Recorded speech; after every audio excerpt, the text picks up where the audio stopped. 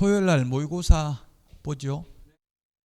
1회 때 점수가 너무 잘 나와서 또 공부 더 했는데 더 점수 안 나온다 이렇게 실망하지 마시고요.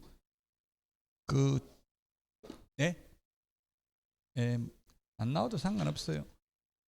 지금 안 나오는 게 오히려 포기만 안 하면 그게 좋습니다. 너무 잘 나오면 오히려 교만해지니까 사람 심리상 아무리 안 하려고 해도 교만해질 수밖에 없어요. 그리고 제가 모의고사 시중에 있는 걸 많이 풀어보니까 이게 너무 어렵고 지문 길게 낸 게 많아요. 출판사별로. 그런 거는 별로 좋은 문제는 아니죠. 쉬운 문제가 좋은 문제예요. 쉬운 문제라는 거는 중요하기 때문에 계속 공부를 했기 때문에 쉬운 거고, 어려운 거는 시험에 안 나오니까 어려운 거예요.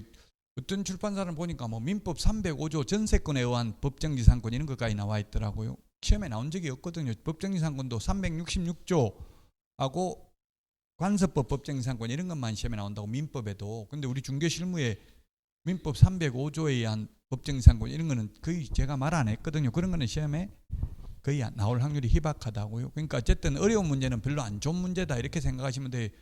근데 40문제 모두 다 좋은 문제만 낼 수 없어요. 한 4문제 정도는 약간 사이드에 있는 걸 낸다고, 시험 상관없이. 그런 걸 너무 연연해 하지 마시라고요. 자, 경매인데 경매도 이게 어려운 게 민사집행법이 약 330개 조문 정도 됩니다. 시험에 한 문제밖에 안 나와요. 그런데 우리 공인중개사법이 51개 조문인데 40문제 나오고요. 법무사 시험에서는 민사집행법이 40문제 나옵니다. 근데 우리는 한 문제 나온다고 시험에. 그러다 보니까 그 330개 조문을 다 할 수 없어요. 그 기출문제 위주로만 할 수밖에 없다고요. 따라서 대한민국 어느 강사한테 강의를 들어도 이거 경매 시원하게 이해 잘 되게 강의 들었다 이런 말 하는 사람 한 명도 없어요.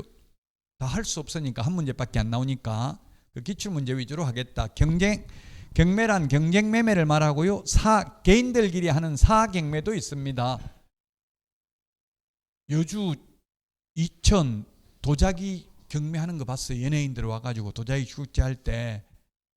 그거 보니까 최불암 씨가 옛날에 하는 거 보니까 10만 원부터 시작한다 뭐 이렇게 하더라고요. 그러니까 10만 5천 원, 11만 원, 12만 원, 13만 원 이러니까 13만 원 낙찰됐습니다 하고 그냥 팔아버리더라고요. 너무 비싸지는 것 같으니까. 근데 원래 법원에서 하는 경매는 그렇게 하면 안 됩니다. 그건 완전히 진행한 사람 마음이죠. 법원에서는 호가 경매를 하면 그렇게 불러가면서 높여가면 3번 불러야 됩니다. 3번 호창해야 됩니다. 자, 1억 3천, 최고 높게 쓰는 사람 1억 3천 쓰냈습니다. 1억 3천, 3번 부를 때까지 더 이상 높게 쓰는 사람 없으면 낙찰되는 걸로 하겠습니다. 1억 3천 이렇게 3번 부른다고요. 근데 도자기 경매 이런 거는 그냥 자기들 마음대로 하더라고요. 너무 비싸다 싶으면 그냥 바로 한 명이 부르니까 낙찰됐습니다 하고 주버리고 이렇게는 하더라고요. 그 사경매 개인이 하는 거는 그 개인 마음이에요. 이런 거는. 우리는 법원에서 하는 경매를 보고 임의경매, 강제경매 두 개가 있다. 돈 받기가 뭐가 더 쉽다. 임의경매, 강제경매 중에서 채권자 입장에서 보면 임의경매죠. 임의경매는 담보물건이 있어야 실시할 수 있는 게 임의경매고, 강제경매는 집행권은 있어야 됩니다. 임의경매는 전세권이고 강제경매는 임차권입니다. 임차보증금 안 돌려준다고 바로 경매 못 넘기고요. 임차보증금 반환 청구 소송을 제기해서 승소 판결문에 기해서 강제경매를 신청할 수 있을 뿐입니다. 근데 이게 돈 빌려주고 예를 들면 못 받으면 바로 경매 넘길 수 있는 게 아니라 돈 돌려달라고 소송해가지고 승소 판결문 받아야 되거든요. 저도 최근에 판결문 받았는데 휴지 조각에 불과해요. 그 재산 하나도 없더라고. 찾아보니까 재산 하나 있더라. 자동차 10몇 년 된 거 하나 있어요. 그 자동차 경매 넘기려고 하니까 집행비용이 100만 원 넘게 내야 된대요. 그 자동차 경매 10년 넘은 거 낙찰되면 100만 원 받을지 안 받을지 알 수 없다고. 무잉여 경매는 경매 절차를 취소해야 되죠. 남을 가망이 전혀 없는 거는 집행비용만 날리게 된다고요. 그 할 수 있는 거는 이제 채무 불이행자 명부에 등재해가지고 10년간 신용불량자로 만드는 것밖에 없어요. 근데 신용불량자 별로 불편하지도 않아요. 남의 이름으로 카드 쓰면 되고. 결론은 강제경매, 이게 강제경매 소송하는 사이에 재산 다 빼돌려버릴 수 있다는 이야기예요. 그래서 강제경매 하기 전에 먼저 가압류해놓고 시작해야 되죠. 재산 못 빼돌리게. 안 그러면 다 빼돌려버리면 판결문 받아봐야 휴지 조각에 불과하니까요. 한국자산관리공사에서 하는 캠코, 여러분들이 온비더라는 그 어플이 있는데 거기 들어가서 보시면 되는데 시험에 이거는 거의 안 나옵니다. 국세징수법에 규정되어 있습니다. 우리는 주로 민사집행법에 있는 내용이 한 문제 출제됩니다. 자, 이거 권리분석하는 거는 시험에 출제됐습니다. 무조건 인수되는 게 유치권, 분묘기지권, 법정지상권 요 세 개는 무조건 인수됩니다. 단 유치권은 경매 신청 기입 등기 전까지 유치권을 취득해야 됩니다. 즉 점유하고 있어야 됩니다. 근데 무조건 말소되는 것, 저당권, 건저당권, 압류, 가압류, 담보가등기 요거는 무조건 말소됩니다. 위험하지 않습니다. 그러면 경매로 돈 많이 벌려면 위험한 걸 해야 돼요? 안전한 걸 해야 돼요? 학계론에서 위험과 수익률은 비례하죠. 위험한 걸 해야 되죠. 돈 많이 벌려면. 망하든지 부자 되든지. 솔직히 저도 이렇게 강의를 하고 있지만 저는 이제 경매 못해요. 그냥 차라리 금매 샀다가 파는 게 더 나아요. 이게 경매하려면 소송, 명도 소송해야 되고 골 아프죠. 강제로 쫓아내야 되잖아요. 일반 매매는 그 집을 가보고 사지만 경매는 집도 안 보고 산단 말이에요. 안에 어떻게 되어 있는지도 모르고 낙찰받는다고요. 안 보여주잖아요. 그 살고 있는 사람이 안 보여주죠. 경매에 낙찰받으려고 하는데 보여주세요 하면 안 보여주고, 지금 미추홀구 그 인천에 경매꾼들이 와서 막 설치고 있다 뭐 이런 식으로 뉴스에 나오더라고요. 그거 보려고 어떻게 되어 있는지 현장 보려고 하는데 볼 수 있어요, 없어요? 못 본다고. 남 고통받는데 뭐 부채질 하냐 막 이렇게 하면서 비판적인 시각으로 보는 경우도 많더라고. 저도 어릴 때 아버지한테 경매하자 하니까 나무 눈에 피눈물 나게 하면 좋은 거 하나도 없다고 안 하려 하더라고요. 그때 경매를 낙찰받았으면 지금 부자 됐을 텐데. 옛날에 시골에 논 한 마디 팔면 서울에 집 한 채 샀어요. 한 50년 전에는. 60년 전이네. 제가 한 50년 전에. 지금은 불가능하지만. 어제 한남 더힐 옛날 당국대학교 자리 그거 보니까 140억 하더라고. 집 한 채 100평짜리 140억. 84제곱미터가 35억인가 이렇게 하더라고. 여러분들이 호객노노 이런 데 검색해 보시면 돼. 로또 걸려도 집 한 채도 못 산다는 이야기예요, 요즘.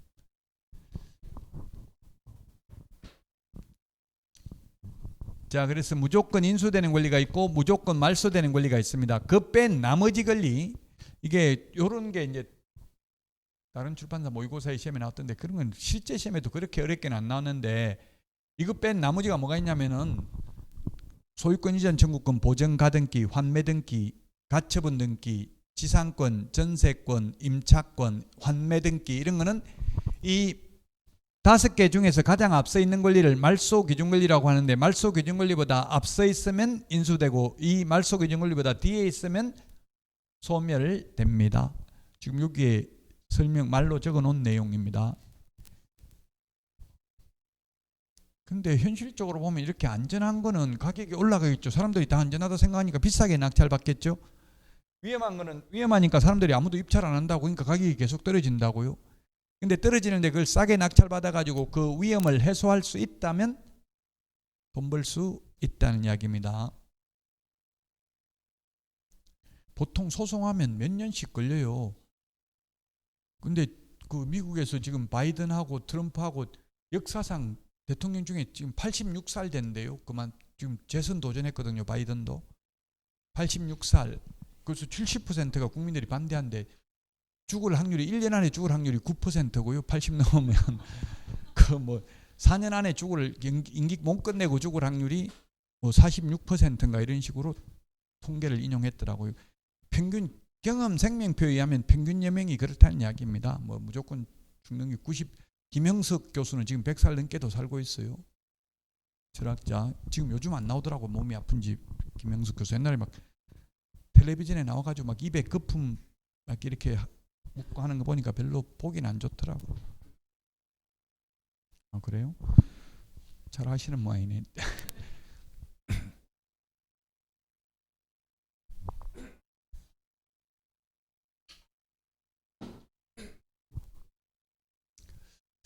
자, 경매 절차입니다. 경매 절차.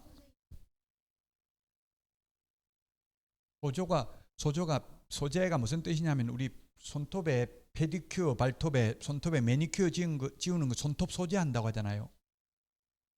깨끗하게 지워진다 이 말이에요. 소재, 말소, 삭제, 소재 같은 말이에요. 깨끗하게 지워진다. 손톱 소재한다 이러잖아요. 깨끗하게 지우는 거, 아세톤 발라가지고 깨끗하게 지우는 거. 저도 한번 손톱 소재하려고 하니까 20만 원 달라 해서 못했어요. 뭐요? 그 네일 아트 이런 데 가니까 20만 원 달라던데요. 해보지는 못했어요. 그 돈 아까워서 못하죠. 자, 경매 신청입니다. 경매 신청. 그 일단 모르는 단어 나오면 휴대폰 가지고 그때그때 궁금할 때 바로바로 검색해 보는 게 좋아요. 그러면 기억에 오래 남아요. 요즘 뭐 네이버나 다음에 검색하면 다 나오거든요. 뭐 거의 다 나오고 안 나오는 건 없어요. 그러니까 자꾸 검색을 해보면 아마 소재도 해보면 뭐 여러 가지 뜻이 있을 거예요. 근데 여기서 무슨 뜻일까 이런 생각을.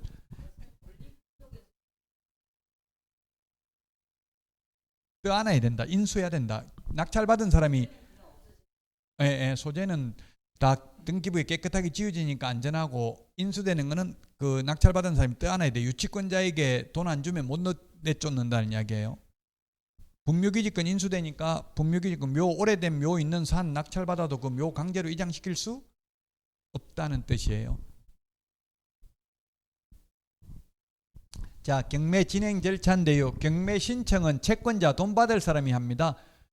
아까 제가 말했지만 자동차 경매 넘기려고 하니까 비용을 미리 예납이 미리 내는 거죠. 미리 내야 되는데 100만 원 미리 내라고 하는데 낙찰 받아가지고 만약 100만 원도 안 돼버리면 오히려 손해잖아요. 그 집도 이거 예납 비용이 얼마인지는 시험에 안 나오는데 한 1.5% 이 정도 됩니다. 그러면 3억짜리 하려고 하면 한 400만 원 미리 입금을 해야 된다고, 집행 비용을. 그리고 그 대신에 나중에 배당받을 때 가장 먼저 받고요. 경매 신청은 지방법원에다가 신청하면 됩니다. 그러면 법원에서 경매 개시 결정을 합니다. 경매 개시 결정 등기를 하면 압류의 효력이 생깁니다. 압류의 효력은 경매 개시 결정 등기를 하거나 그 다음에 채무자에게 송달되었을 때 둘 중에 먼저 된 시점에 압류의 효력이 발생합니다. 경매 취하하면 압류의 효력은 소멸됩니다. 취하라는 것은 고소 취하처럼 스스로 신청한 사람이 포기하는 걸 취하라고 합니다. 이게 용어도 어렵고요. 아까도 말했지만 자세하게 설명하기가 어려운 게 한 문제 나오는데 우리 공인중개사법 공부할 분량의 10배가 넘는다고요. 제가 경매 강의만 석 달, 넉 달도 해봤고요. 2달도. 경매 강의만 보통 여러분 인터넷 사이트에 경매 강의 치보면 보통 2달 해요. 2달. 경매 이것만 가지고. 근데 우리는 지금 1시간 만에 끝내니까 당연히 좀 어려운 느낌이 들 거예요. 자세하게 또 하기도 힘들고요. 자, 그 다음에 배당 요구의 종기. 종기라는 건 마칠 종자죠. 마지막 기일을 종기라고 합니다. 이 종기까지 배당 요구를 해야 되는데 첫 매각기일 이전의 날로 배당 요구를 해야 되고요. 이전의 날로 배당 요구의 종기를 정해서 공고하면 이때까지 배당 요구를 해야 돼요. 그래서 경매에 참여하는 사람들은 최선순위 임차권이 있으면 배당 요구하면 말소되고 배당 요구 안 하면 인수되잖아요. 최선순위 전세권. 근데 배당 요구했는지 안 했는지 알 수 있는 상태에서 입찰에 참여한다고. 옛날에는 몰랐어요. 그러면 금액을 써낼 수가 없었잖아요. 이게 배당 요구했는지 안 했는지 모르니까. 전세권은 배당 요구하면 무조건 말소되고, 임차권은 최선순위면 배당 요구해도 전액을 다 배당 받을 때까지는 인수됩니다. 어쨌든 배당 요구를 했다는 것은 그렇게 큰 위험이 있는 건 아니잖아요. 낙찰 받을 사람 입장에서 보면. 그래서 첫 매각기일 이전의 날로 종기를 정해서 공고해야 되고요. 배당 요구 안 해도 당연히 배당 받을 수 있는 배당 채권자가 있고, 배당 요구 해야 받는 게 있어요. 시험에 나온 게, 시험에 출제됐어요. 이거는 뭐가 나오냐면 임차권.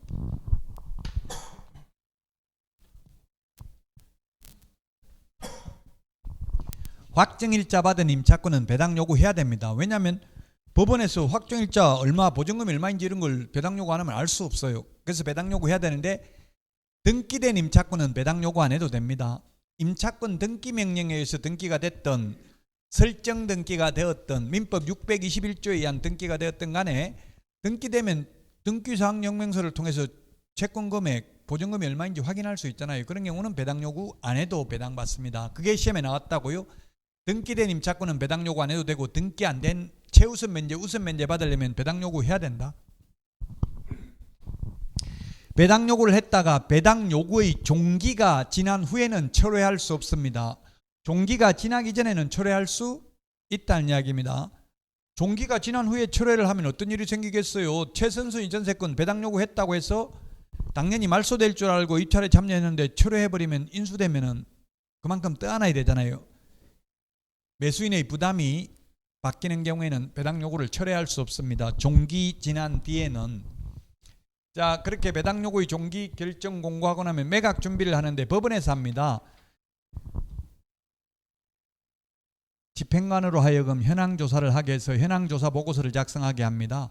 그럼 집행관은 그 부동산, 아파트면 아파트에 들어가 보고 대항력 주장하는 세입자 있음, 뭐 유치권 주장하는 자 있음, 유치권 성립 여지 있음, 이런 걸 매각 물권 명세서에 적어줍니다. 그러나 그 매각 물권 명세서에 있는 게 반드시 실체 권리 관계에 부합하지 않더라도 국가는 책임지지 않습니다. 개인이 알아서 확인하고 입찰에 참여해야 됩니다. 그 다음에 감정평가사로 하여금 평가를 하게 하고 그 평가 금액을 기준으로 최저 매각 가격을 정합니다. 완전 자유경쟁 매매가 아니라 제한 경쟁 매매입니다. 그래서 1억부터 시작합니다. 이렇게 하지, 완전 자유경쟁 매매면 5원, 10원, 15원 이렇게 써냈으면 15원 써낸 사람한테 팔아야 됩니다. 완전 자유경쟁 매매면 무조건 최고 높게 써낸 사람한테 파는 게 완전 자유경쟁 매매인데 우리는 제한경쟁 매매입니다. 아까 도자기도 10만 원부터 시작한다 이렇게 했잖아요. 집도 뭐 3억부터 시작한다 이렇게 최저 매각 가격이라는 게 있는데 그걸 감정평가사가 평가한 금액을 감안해서 정합니다. 그리고 최고라는 말은 독촉한다는 이야기죠. 세금 같은 거 받을 거 있으면 교부 청구하고 하라고 최고를 해줍니다. 그리고 매각 공고를 하는데 매각 공고를 하고 나면 매각일은 첫 매각의 경우에는 매각 공고일로부터 2주 후에 해야 됩니다. 오늘 공고 나와가지고 내일 경매한다고 하면 하루 만에 권리 분석 같은 거 못하잖아요. 시세 파악 이런 거 못하잖아요. 그래서 2주 정도 시간을 주면 경매에 가장 중요한 게 뭐예요? 경매에서 이거 1억에 낙찰 받아가지고 팔면 얼마 남을 수 있는가? 그게 가장 중요하죠. 시세 파악하는 게. 시세보다 비싸게 경매로 낙찰 받을 필요 없잖아요. 그 부동산 보지도 못한 상태에서, 집이면 집에 들어가 보지도 못한 상태에서 매수를 하게 되는데,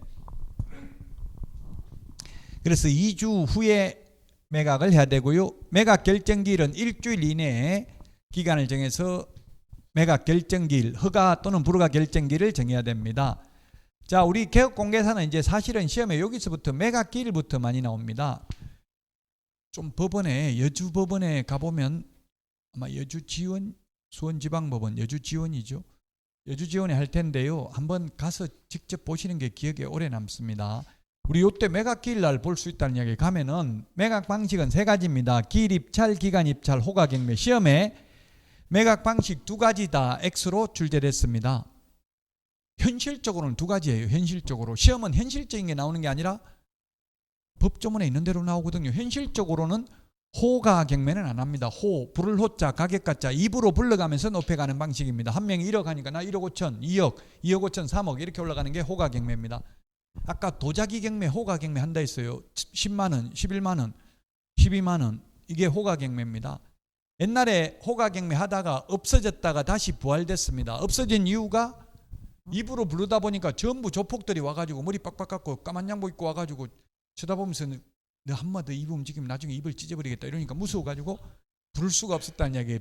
공정한 경쟁이 될 수가 없었어요. 그래서 폐지됐다가 다시 부활을 했고 법원이 재량으로 결정할 수 있는데 현실적으로 호가 경매는 부동산에 대해서는 안 하고요. 유체동산에 대해서는 합니다. 전두환 전 대통령 회고록에는 보니까 진돗개를 이웃집 아주머니가 20만 원에 낙찰 받아가지고 다시 키우라고 줘서 잘 키워서 너무 고맙다 그 아주머니한테 이렇게 적어놨더라고요. 그게 호가 경매, 그 호가 경매였어요. 진돗개 이런 거는.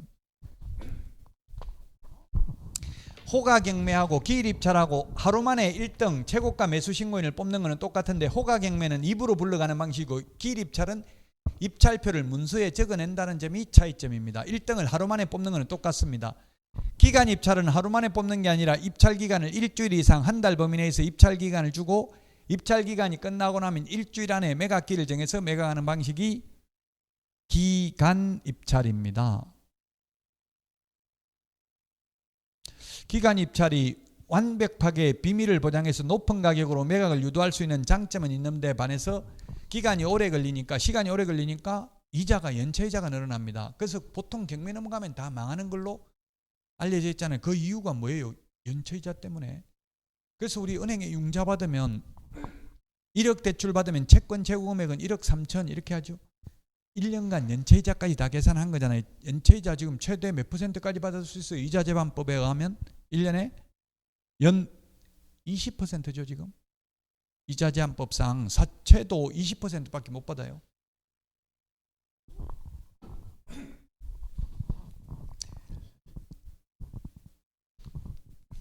지금 민사집행법상 연체이자는 12%예요. 12%. 민사집행법에는. 이자제한법에는 20%고요. 연체이자. 자, 세 가지 매각 방식 세 가지 두 가지가 있다. X로 출제됐고요. 가장 시험에 많이 나온 게 매수보증금입니다. 최저 매각 가격의 10%. 차순위 매수신고 2등은 최고가 매수신 우리 기출문제 이렇게 나왔죠. 최저 매각 가격이 2억인데 2억보다 높게 써낸 사람 중에서 1등 뽑겠다 이렇게 하는 거라고요. 그러니까 1등 하려고 2억 5천만 원 써냈다고요. 그러면 2억 5천만 원 써내지만 옛날에는 자기가 써낸 금액, 입찰가, 응찰가, 매수 신청 가격의 10%를 보증금으로 냈습니다. 옛날에는. 근데 지금은 최저 매각 가격의 10%니까 2천만 원만 내면 되고 그러면 남은 금액이 2억 3천만 원이고요. 잔금이. 따라서 차순위 매수 신고도 시험에 나왔는데 차순위 2등은 최고가 매수 신고인이 신고한 금액에서 그 보증금을 뺀 금액을 넘는 때에만 차순위 매수 신고할 수 있다. 이게 넘는 때. 이게 지금 차순위 매수 신고에 대한 설명입니다.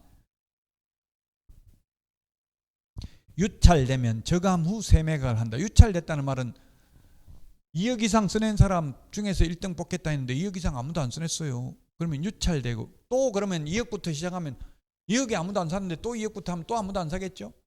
그래서 상당한 금액을 저감 깎아준다고요. 그게 통상 20% 또는 30% 깎아줘요. 서울은 20%예요. 인천은 30%고 20%면 1억에 20%면 그 다음에 8천만 원, 그 다음에는 6천만 원 되는 게 아니라 여기서 20% 깎아줘요. 그럼 88, 64, 6,400만 원. 또 유찰되면 여기서 20% 깎아주면 5,100만 원 돼요.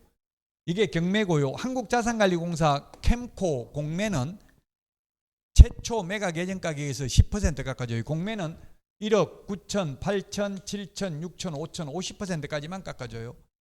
그럼 뭐가 저감률이 높아요? 뭐가 더 빨리 가격이 떨어져요? 사실은 공매예요. 공매는 일주일마다 하는 거고요. 경매는 한 번 유찰되면 한 달 후에 해요.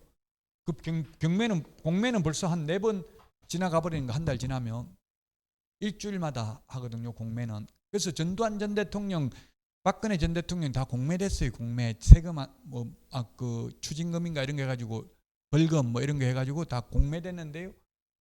그 전두환 전 대통령도 100억인데 감정가격이 100억인데 51억인가 낙찰됐거든요. 한 달 좀 더 한 달이면 벌써 여기까지 떨어져 버리잖아요. 60%까지 한 5주 만에 거의 51억인가 낙찰됐어요.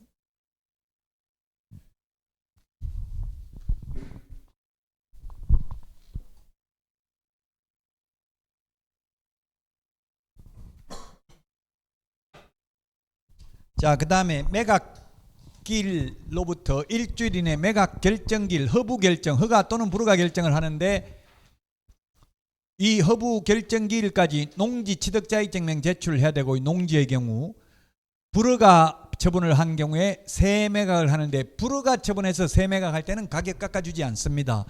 유찰돼서 세매각하는 경우만 가격 깎아줍니다.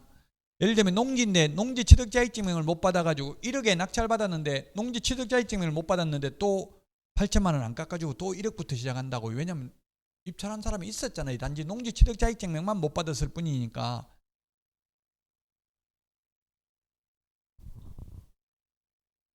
자, 그 다음에 이는 안 깎아준다. 불허가시 세매각하는 경우는 매각 허부 결정에 대해서 항고하고자 하는 경우 매각 대금이 10%입니다. 암기 프린트 56번에 맨 밑에 10분의 1에 동그라미 3번에 있습니다. 매수보증금은 최저 매각 가격의 10분의 1입니다. 항고보증금은 매각 대금의 10분의 1입니다. 자, 그 다음에 대금 납부 기일이었는데 옛날에 지금은 기한이고요. 매각 대금 납부 기한까지 돈 내는 순간 소유권을 취득합니다. 오늘 27일입니까? 27일까지 돈 내면 된다고요? 그러면 26일 날 돈 있으면 내버리면 돼. 옛날에는 기일 딱 정해진 27일 하루만 돈 낼 수 있었어요. 미리 돈 내고 싶어도 낼 수 없었다는 이야기입니다.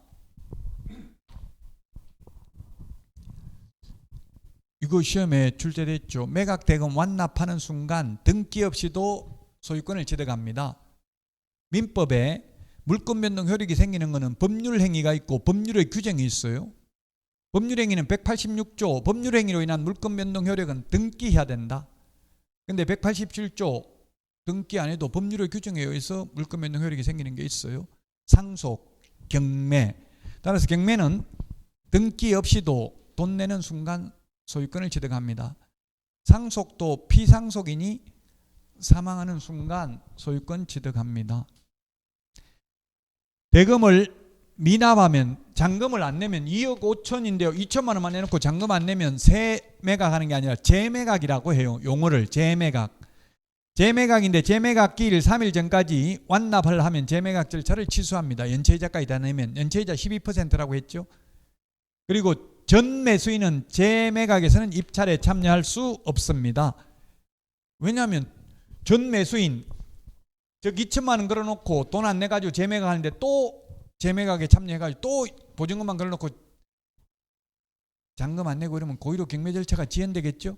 그래서 재매각에서는 최저매각 가격이 10%가 아니라 매각 조건을 달리 정할 수도 있어요. 20% 내라 할 수도 있다고. 이게 또 10%만 내라고 하니까 또 잔금을 자꾸 안 내니까 재매각 절차에서는.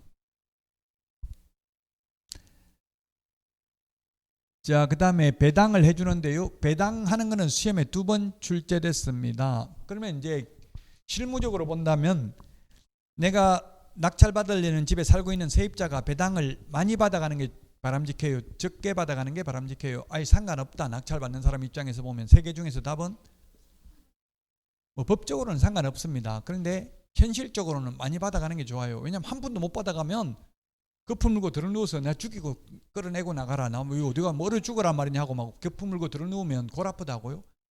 또 인정상 저도 그렇게 경매 안 하는 이유가 오히려 가서 라면 사주고 왔어. 돈 받으려고 하다 막 울고불고 뭐 지금 굶어 죽어야 되는데 나 죽는 걸 보고 싶냐 하고 농약 먹으려고 막 이러니까 그냥 라면 한 박스 사줄 테니까 죽지는 말라 이렇게 할 수밖에 없잖아요. 칼 가지고 자해하겠다 하고 이러면 골 아프다고요. 그래서 배당 다 받아놓고는 안 나간다 할 수는 없잖아요. 다 받았는데 그 말이 되냐.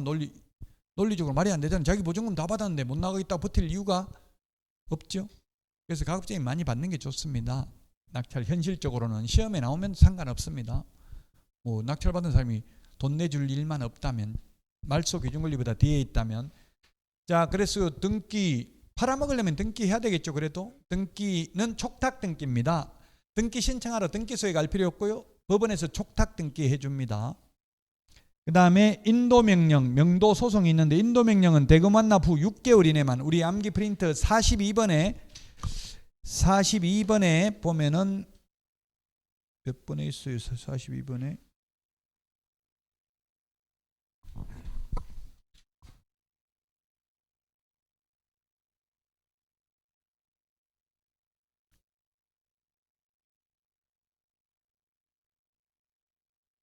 10번 10번이 여기 있구나. 10번이 19번하고 옆에 있으니까 찾지를 못했네. 그랬네. 10번에 있네. 10번 9번 옆에 10번 있죠. 대금 납부 후 6개월 이내만 가능해요. 그러니까 6개월 자꾸 나가겠다 조금만 더 달라 해가지고 6개월 넘어버리면 소송해라 배째라 이런 식으로 나온다고요. 그러니까 사실은 협상카드로 바로 인도명령서 받아가지고 강제집행하겠다 당장. 그 대신에 지금 이사가면 50만 원 이사비 주겠다 이런 식으로 협상을 해야 돼요. 6개월 돼가면 인도명령 신청해야 돼요. 단 점유권은 있으면 불가능하다. 이 말은 뭐냐면 최선순위 임차권은 대항력이 있기 때문에 안 나가도 되잖아요. 그런 경우는 인도명령 안 되고 다투려면 명도 소송을 해야 돼요. 소송하려면 소송비도 뭐 최소한 몇백만 원 들어가고 소송기간도 최소한 몇 개월 걸리죠. 소송은 최소한 거의 1년은 걸리더라고요. 소송해보면 6개월 이내만 인도명령이 가능하다. 자, 배당 순서입니다. 그 배당 순서가 지금 세금이 어떻게 바뀔지 국회 통과돼 봐야 되는데, 어쨌든 지방세법을 지금 그 법사위는 통과된 걸로 알려져 있어요. 지금 이 전세 사기 때문에 사회 문제가 되고 있기 때문에 3명인가 자살하셨잖아요. 지금 이철구에서 젊은 청년들이 죽은 사람 보니까 보증금 9천만 원인가 이렇더라고요. 이거 내가 죽음으로써 이걸 해결되길 바란다 이런 걸 유서를 남기고 죽으니까 정부에서도 이제 심각하죠. 자, 영순입니다. 이 영순이 1순위 되어 있는데 이거는 의미가 없습니다. 가장 먼저 받는다는 뜻이에요. 영순위가 1순위, 2순위, 3순위 이렇게 나올 수도 있어요. 시험에. 가장 먼저 아까 경매 집행 비용 미리 예납한 거 이거 가장 먼저 배당해 주고요. 그 다음에 제3취득자의 필요비, 유익비, 집수리비 이런 거 있으면 먼저 배당해 주고요. 필요비, 유익비 이거는 민법에서 아마 공부했을 겁니다. 필요비, 유익비. 필요비 누가 내야 돼요? 유익비 임차인 주인하고 세입자하고 누가 내야 되냐고. 필요비. 유익비는 임대인이 내는 거죠. 원칙적으로. 그러니까 뭐 전기 이게 경광등 오래돼가 다 쓴 거 이거 갈아 넣는 거는 세입자가 해야 되겠죠. 자, 1순위. 그 다음 순위가 뭐냐면 소액보전금, 주택임대차, 상가임대차 최우선 면제, 그 다음에 근로자 최종 3월분 임금, 근로기준법에 의해서 근로자 퇴직급여 보장에 관한 법률에 의해서 근로자 최종 3년간 퇴직금, 재해보상금 이런 게 우선 면제되고요. 1순위고 그 다음에 2순위가 국세, 지방세 중 당해세입니다. 당해세. 그럼 빌라 사기 이런 거, 그 빌라에 연체된 세금이 있다면 그 세금이 먼저 배당된다는 이야기죠. 이번에 문제가 된 거는 종합부동산세는 전국 합산이잖아요. 전 부동산. 근데 합산인데 세무서에서는 그 부동산을 동시에 다 경매 넘기는 게 아니라 그중에 아무거나 경매 넘겨버려도 된다고요. 그래가지고 전부 다 세금 다 먼저 배당받아가도 된다고. 그러니까 세입자들은 한 푼도 받을 게 없는데 그걸 이제 안 보내서 모든 재산 다 합해가지고 개인은 그렇게 하기 힘들 텐데 뭐 어차피 세금은 정부 돈이니까 그 정부 세금을 안 받겠다는 이야기죠. 그런 식으로 해서 안 보내가지고 한 군데에서 다 못 되도록 바꾸려고 합니다. 법을 지금. 자, 그 다음에 3순위, 4순위 요거는 담보물권, 확정일자, 임차권, 법정기일이 앞선 조세채권 요 세 중에서 원래 물권은 순서에 따라 배당을 해주는데 확정일자, 임차권, 조세채권 이거는 물권은 아님에도 불구하고 물권과 똑같이 확정일자 받으면 후순위보다는 먼저 받는다는 이야기입니다. 세금도 법정기일이 앞서 있으면 법정기일이 뒤에 있는 물권보다 먼저 받는다. 법정기일은 국세기본법 제35조에 있는데 고지서를 발송하는 경우에는 고지서 발송일입니다. 재산세 이런 거는 고지서 발송하죠. 종부세도 고지서 발송하죠. 고지서 발송일이 법정기일입니다. 그럼 재산세 같으면은 6월 1일 하루만 가지고 있으면 1년분 세금을 다 내야 되는데 7월 16일부터 7월 31일까지 내죠. 그러면 언제 발송해요? 한 7월 9일 가까이 9일 정도 발송이 된다고요. 발송일이에요. 발송일. 그러면 7월 9일 날 발송이 됐고 뭐 7월 9일 날 받았다고 봅시다. 통지서, 재산세 납부 통지서를 받았어요. 그러면 7월 9일 날 내고 싶으면 낼 수 있어요? 없어요? 돈 있으면? 7월 16일부터 원래 내야 되는데 7월 31일까지 7월 15일 날 돈 있으면 미리 낼 수 있냐고 없냐고요.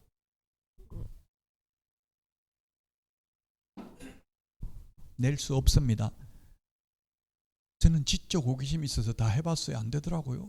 계속 그거 가상계좌 이런 데 내거나 이렇게 해야 되잖아요. 해도 다 안 돼. 그 전화해가지고 왜 안 되냐, 내고 싶은데 돈 빨리 하니까 안 됩니다.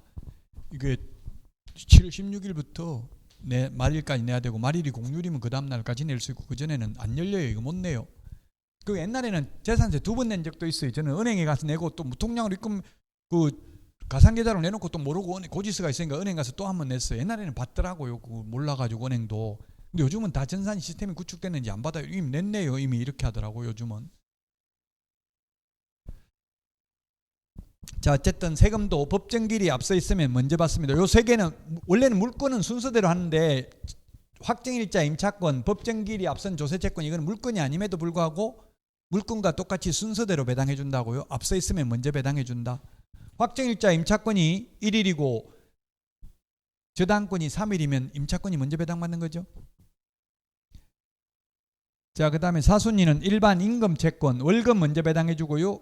그래도 남는 돈 있으면 후순위 조세채권, 그래도 남는 돈 있으면 각종 공과금, 마지막으로 일반 채권이 되겠습니다. 국민건강보험료입니다. 뭐 어떤 책에는 보면 의료보험료 이렇게 되는데 지금 건강보험료로 바뀌었죠. 국민연금보험료 이런 거.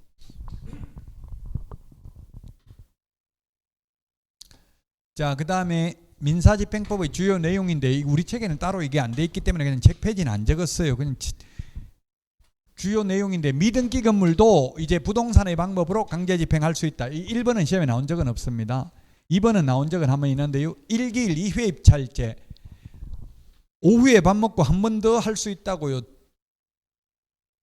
최고가 매수 신고인이 없는 경우 1억에 사라고 했는데 1억에 아무도 안 써냅니다. 그럼 오후에 또 1억부터 시작해요. 참여하는 사람 있겠어요? 없겠어요? 안 깎아준다고 가격을. 그래서 아무도 참여 안 해가지고 지금 현실적으로 안 합니다.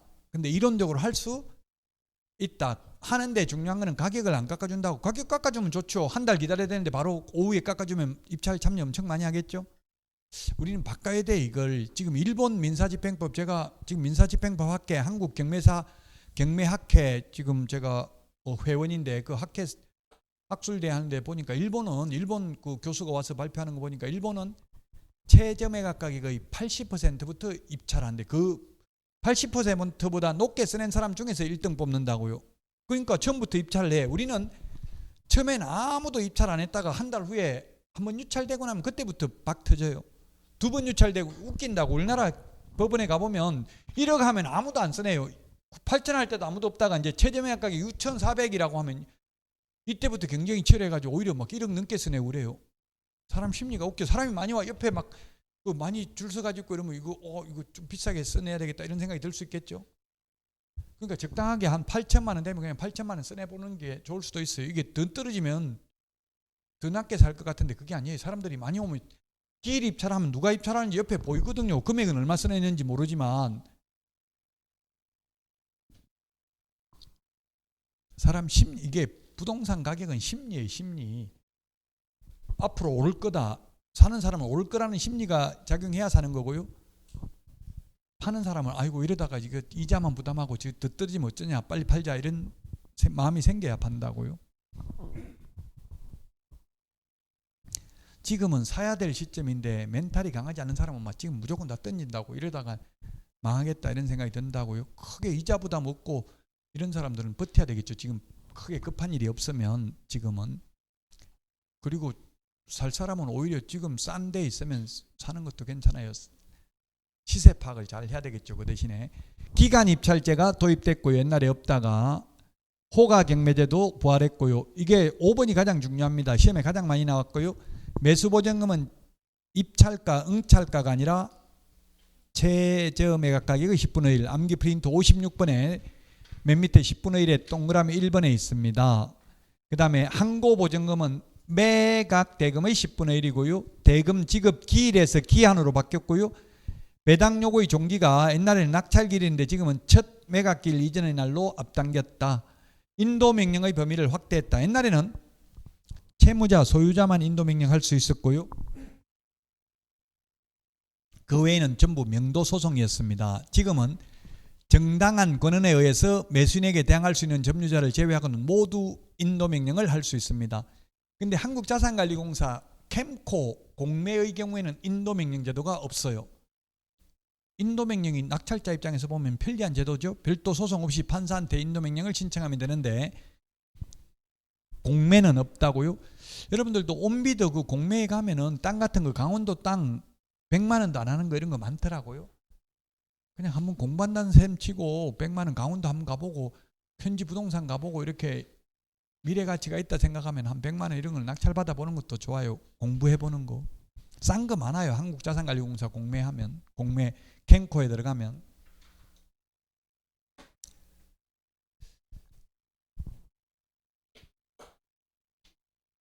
자, 여기까지 경매하고 쉬었다가 이제 마지막 파트입니다. 매수 신청 대리부터 쉬었다가 하도록 하겠습니다.